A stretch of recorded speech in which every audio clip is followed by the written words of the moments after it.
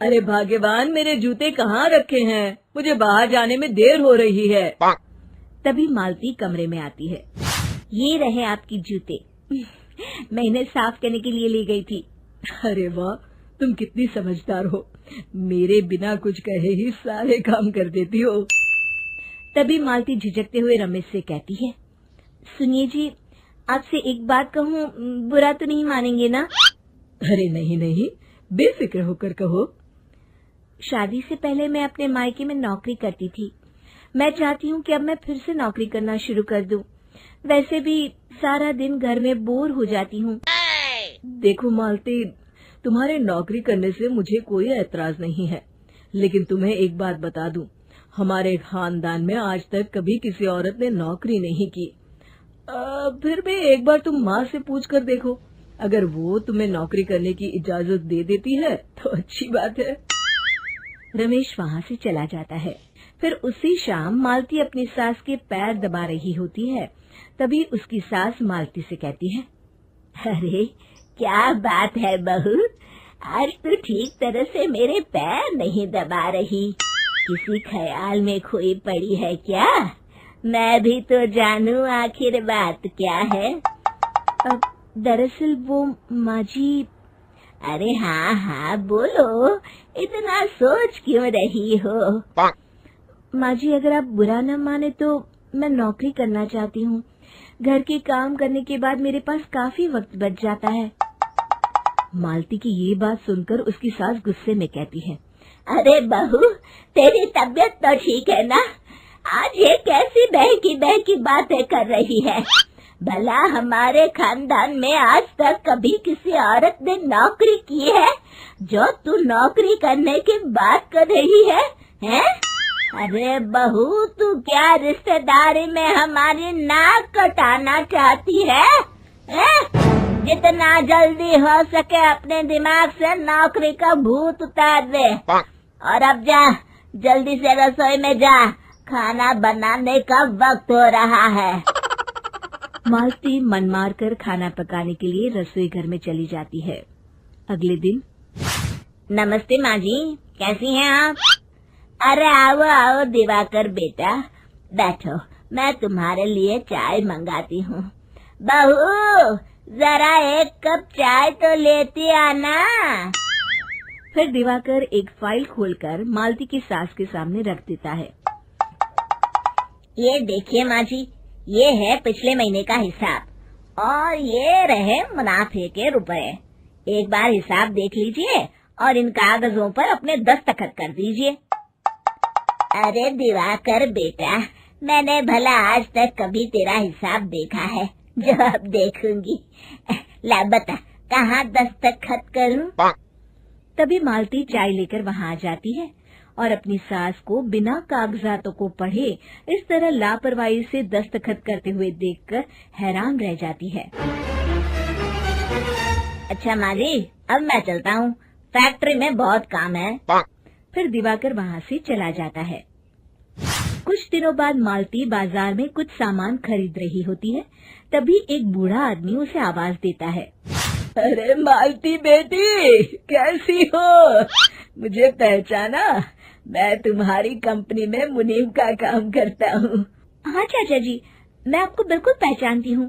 कहिए, कैसे हैं आप? मैं तो ठीक हूँ। कंपनी में कुछ भी ठीक नहीं चल रहा, यहाँ तक कि हमें ठीक वक्त पर तनख्वाह भी नहीं मिलती। ये आप क्या कह रहे हैं? अब क्या बताऊँ, आप लोग तो कभी हिसाब किताब देखने दफ्तर आते नहीं। मेरी मानो तो एक बार आप लोग दफ्तर आकर सारा हिसाब किताब देख लो, आपको असलियत पता चल जाएगी। अच्छा बेटी, अब मैं चलता हूँ, देर हो रही है। फिर वो बूढ़ा वहाँ से चला जाता है। वहीं दूसरी तरफ मालती घर पहुंचकर अपनी सास को सारी बात बताती है। तभी वहाँ रमेश भी आ जाता है, लेकिन मालती की सास मालती की किसी भी बात पर विश्वास नहीं करती। तभी रमेश कहता है, अरे माँ, बिना आग के कभी धुआं नहीं उठता। जब मालती इतना कह रही है तो हमें एक बार दफ्तर चलकर देख लेना चाहिए। वैसे भी हम लोग काफी दिन से अपने दफ्तर नहीं गए हैं। इस तरह किसी एक आदमी के भरोसे काम छोड़ना मुझे भी ठीक नहीं लगता। अगले दिन वे सभी अपने दफ्तर पहुंचते हैं और सीधे दिवाकर के कैबिन में जाते हैं। अचानक सबको एक साथ देखकर दिवाकर चौंक जाता है। अरे माँ जी, आप सब लोग अचानक यहाँ कैसे आ गए? अगर कुछ काम था तो मुझे एक फोन कर दिया होता, मैं आपके घर आ जाता। तभी मालती की सास कहती है, अरे दिवाकर बेटा, आज मैं हिसाब देखने दफ्तर आई हूँ, जरा मुझे पिछले 6 महीनों का हिसाब दिखाना तो बेटा। दिवाकर घबराते हुए हिसाब की फाइल मालती की सास को देता है। मालती की सास फाइल लेकर मालती को देती है और कहती है, ले बहू, देख ले हिसाब। मालती फाइल को बड़े गौर से देखती है और अगले ही पल उसे सारी गड़बड़ी समझ में आ जाती है। वो अपनी सास से कहती है, माँ जी, मुनीम चाचा बिल्कुल सही कह रहे थे। हमारी कंपनी में पिछले 6 महीनों में जितना मुनाफा हुआ है, हमें उसका आधा पैसा भी नहीं मिला। यूँ समझ लीजिए कि 1 रुपये में सिर्फ चवन्नी ही हमारे हाथों में आई है। मालती की बातें सुनकर मालती की सास गुस्से से दिवाकर को पूछती है, क्यों दिवाकर, मेरी बहू जो कह रही है वो सच है? दिवाकर समझ जाता है आज उसका भांडा फूट चुका है। वो गिड़गिड़ाते हुए कहता है, मुझे माफ कर दीजिए माँ जी, मैं पैसों के लालच में अंधा हो गया था। अरे वाह दिवाकर, तू तो एक नंबर का चोर निकला। इतने दिनों से मैं तुझ पर आंख बंद करके भरोसा करती रही और तू मुझे ही चुना लगाता रहा। अभी के अभी निकल यहाँ से और दोबारा अपनी शक्ल मत दिखाना। दिवाकर वहाँ से भाग जाता है। मालती की सास मालती को शाबाशी देते हुए कहती है, बहू, आज मैं समझ गई कि पढ़ाई लिखाई हमारी जिंदगी में कितनी जरूरी है। मैं बहुत किस्मत वाली हूँ जो मुझे तुझ जैसी बहू मिली है। शिक्षा, पढ़ाई लिखाई का इस्तेमाल सही जगह करके हम दुनिया में बहुत कुछ बदल सकते हैं। 3 करिश्मा, रेशमा और मनीषा 3 बहनें हैं। उनका एक भाई भी है, मयंक। मयंक अपनी बहनों को बहुत प्यार करता है, लेकिन मयंक की पत्नी सविता इस मामले में मयंक से बिल्कुल ही अलग है। वो अपनी ननदों का जितना बुरा कर सकती है उतना बुरा करती ही रहती है और अपनी ननदों पर हुक्म भी चलाती है। करिश्मा, करिश्मा, तुमने अभी तक नाश्ता नहीं बनाया? तुम्हारे भैया को ऑफिस जाने में देर हो रही है। हाँ भाभी, बस अभी बनाती हूँ। करिश्मा, तुम ये ढीलापन छोड़ दो। कल को पराए घर जाना है। वहाँ अगर तुम इस तरह से काम करोगी तो लोग क्या कहेंगे कि माँ ने और भाभी ने कुछ सिखाया नहीं। और तुम्हारी दोनों बहनें कहाँ हैं? अब रेशमा मार्केट गई है और मनीषा सो रही है। क्या? सुबह के 8 बज रहे हैं और ये महारानी अभी भी सो रही है? ये कहते हुए सविता अपनी सास दुर्गा देवी के पास जाती है। माँ जी, देख रही हो अपनी बेटियों के तौर तरीके? क्या हुआ बहू, सुबह सुबह क्या कर दिया मेरी बेटियों ने? अरे एक तो अभी अभी उठकर किचन में गई है, दूसरी सुबह सुबह बाहर चली गई और तीसरी अभी तक सो रही है। क्या करूं मैं इन तीनों का, मैं तो परेशान हो गई हूँ। जा जाकर उठा उसे और रेशमा से मैं बात करती हूँ। सविता सीधा मनीषा के कमरे में जाती है और उससे कहती है, महारानी जल्दी उठो, सूरज सर पर आ गया है। भाभी थोड़ी देर और सोने दो ना, मैं रात को लेट सोई थी। वो क्या है ना, यूनिट टेस्ट चल रहे हैं। शराफत से उठती है या नहीं, या फिर पानी की भरी बाल्टी डालूं तेरे ऊपर? नहीं भाभी, मुझे बिस्तर में नहीं नहाना, उठती हूँ मैं। मनीषा जल्दी से उठकर बाथरूम में चली जाती है। सभी आराम से बैठकर नाश्ता कर रहे होते कि तभी रेशमा बाजार से हाथ में सामान लिए आ जाती है। रेशमा को देखते ही सविता उस पर बरस पड़ती है। लो, आ गई महारानी। ऐसा भी क्या सामान लाना था जो सुबह आंख मलते ही बाजार की तरफ रवाना हो गई? भाभी, कल आप ही तो चीख रही थी कि घर का सारा सामान मुझे ही लाना पड़ता है, घर में किसी को भी किसी काम से कोई लेना देना नहीं है। अब मैं बाजार जाकर सामान ले आई तो आपको इस बात से भी तकलीफ हो रही है? देख रही हो माँ जी, अपनी बेटी की जुबान कैंची से भी तेज चलती है। और मयंक, आप तो कुछ कहेंगे नहीं अपनी लाडली बहन को? रेशमा, अपनी भाभी से ऐसे बात नहीं करते, चलो माफी मांगो। भैया, मैं क्यों माफी मांगू? आप भाभी से बोलिए ना कि हम पर कम हुक्म चलाया करे। हम इस घर की बेटियां हैं और आपकी पत्नी की ननद है, नौकरानी नहीं। लो कर लो बात, इनकी भलाई के लिए कुछ भी बोलो तो इन्हें बुरा लग जाता है। इस घर में यही इज्जत है मेरी। देख लो माँ जी, आपकी बेटी किस लहजे में मुझसे बात कर रही है। सविता वहाँ से चली जाती है। मयंक को बहुत गुस्सा आता है, वो भी वहाँ से चला जाता है। फिर करिश्मा रेशमा को समझाती है। रेशमा, तुम्हें भाभी से माफी मांग लेनी चाहिए थी ना। लेकिन दीदी मैंने कुछ किया ही नहीं, तो मैं माफी क्यों मांगू? हाँ करिश्मा दीदी, रेशमा दीदी जैसे ही घर में आई भाभी ही उन पर चिल्ला रही थी। हाँ, मैं मानती हूँ कि गलती भाभी की थी। मैं तो इसलिए बोल रही हूँ कि भाभी ने माँ को तो पूरी तरह अपने वश में कर लिया है। वो हमारी बात सुनती ही नहीं। मयंक भैया हमारे लिए हमेशा खड़े रहते हैं, इसलिए उनकी बात का मान तो तुम्हें रखना चाहिए था ना। कोई फायदा नहीं दीदी, कुछ दिनों की बात और है, भाभी उन्हें भी हमारे खिलाफ भड़का देंगी। फिर वो भी माँ की तरह हमारी किसी बात का विश्वास नहीं करेंगे। इसी तरह सविता अपनी तीनों ननदों को किसी न किसी बात पर परेशान करती रहती थी। एक दिन मयंक अपनी तीनों बहनों के लिए गिफ्ट लाया। करिश्मा, ये तुम्हारे लिए हार का सेट, रेशमा तुम्हारे लिए सुंदर सी ड्रेस, और मनीषा तुम्हें किताबें पसंद है ना, तुम्हारे लिए किताबें लाया हूँ। थैंक यू भैया। थैंक यू भैया। थैंक यू भैया। करिश्मा, तुम्हारा नेकलेस कितना सुंदर है, ये भैया कहाँ से ले आए होंगे? मैंने भैया को 3 दिन पहले फोन पर ये डिजाइन दिखाया था और आज भैया ये ले आए। सविता तो अपनी ननदों के गिफ्ट्स देखकर जल गई, और करिश्मा का नेकलेस तो उसे भी बहुत पसंद आया था। अपनी बहनों के लिए कितना अच्छा नेकलेस लेकर आए हैं, मुझे कभी कोई गिफ्ट नहीं दिया।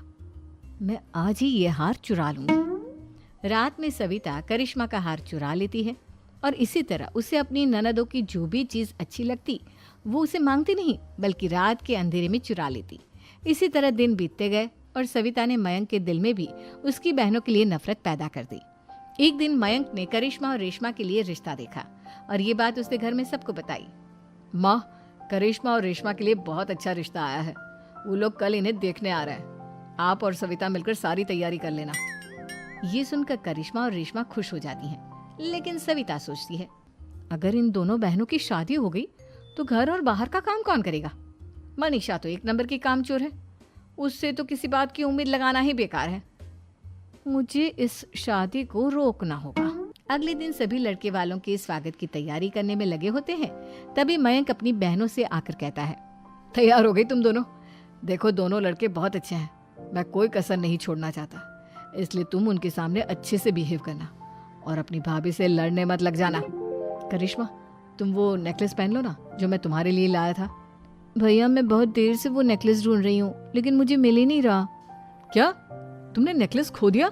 तुम्हें पता भी है वो कितना महंगा था, तुम कोई काम ढंग से नहीं कर सकती। मयंक गुस्से में वहां से चला जाता है। थोड़ी देर बाद लड़के वाले भी आ जाते हैं। वो दोनों बहनों को पसंद कर लेते हैं और रिश्ता पक्का हो जाता है। लेकिन सविता के दिमाग में तो कुछ और ही खिचड़ी पक रही थी। वो पंडित जी के पास करिश्मा की कुंडली लेकर जाती है और उन्हें पैसे देकर करिश्मा की कुंडली बदलवा देती है। जब लड़के वालों के पास करिश्मा की कुंडली जाती है तो वो दुर्गा को फोन करते हैं।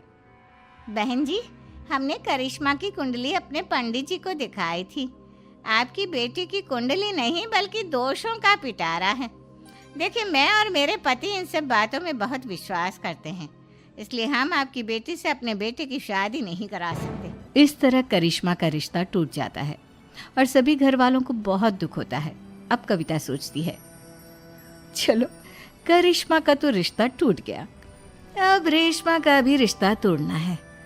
क्या करूं क्या करूं? अब सविता आवाज बदलकर किसी अननोन नंबर से रेशमा के होने वाले ससुराल में फोन करती है। हेलो, मैं कौन हूँ कौन नहीं ये आपके लिए जानना जरूरी नहीं, बस इतना सुन लो कि रेशमा का 2 साल से किसी के साथ अफेयर चल रहा है। बस रेशमा का रिश्ता तोड़वाने के लिए सविता का इतना कहना काफी था। अब रेशमा का भी रिश्ता टूट गया। मयंक और दुर्गा देवी ने रेशमा को खूब खरी खोटी सुनाई और उससे बार बार उस लड़के के बारे में पूछने लगी। आप दोनों मुझे क्यों परेशान कर रहे हो? अरे कोई लड़का होगा मेरी लाइफ में तो मैं बताऊंगी ना, जब कोई है ही नहीं तो कहाँ से लाऊं मैं कोई लड़का? तो तेरे होने वाले ससुराल वालों को फोन किसने किया था? माँ, मैं नहीं जानती किसने फोन किया था, मैं सच कह रही हूँ। मैं तो पहले ही कह रही थी इसकी लगाम खींच कर रखो, लेकिन मेरी सुनता ही कौन है। आप चुप रहिए भाभी, ये सब आपका ही किया धरा है।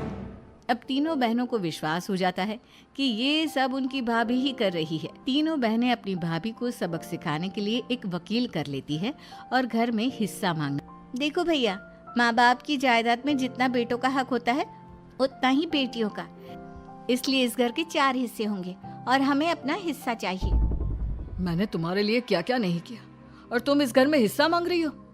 भैया, आप और माँ हम बहनों की कोई बात नहीं सुनते हो और भाभी हमारी शादी नहीं होने देगी क्योंकि उन्हें लगता है कि आप हमारी शादी में ज्यादा पैसा लगाओगे और उन्हें हम जैसी फ्री की नौकरानी कहाँ मिलेगी। तो हम भाभी के साथ तो रह नहीं सकते, हम बहनों को अपना हिस्सा चाहिए। अरे तुम्हें शर्म आनी चाहिए अपनी भाभी पर ऐसा इल्जाम लगाते हुए। वो तुम्हारे बारे में कितना सोचती है। हाँ माँ, भाभी हमारे बारे में बहुत सोचती है, दिन रात बस यही सोचती रहती है कि किस तरह से अपनी तीनों ननदों को परेशान करूं और कभी मुझे पढ़ने भी नहीं देती। दोनों बहनों का रिश्ता भी तो इन्होंने ही तोड़वाया है और रात में हमारे कमरे में आकर हमारी चीजें भी चुराती हैं। इसी तरह सविता की तीनों ननदें अपनी बात पर अड़ी रही।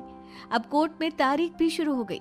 जब सविता को लगा कि उसकी तीनों ननद इतनी आसानी से नहीं मानने वाली, तो उसने अपने पति और सास को सारी सच्चाई बता दी और अपनी तीनों ननद से माफी मांगी। मयंक और दुर्गा को भी अपनी गलती का एहसास हो गया। अब सविता खुद करिश्मा और रेशमा के लिए अच्छा रिश्ता ढूंढती है और उनकी शादी करवाती है।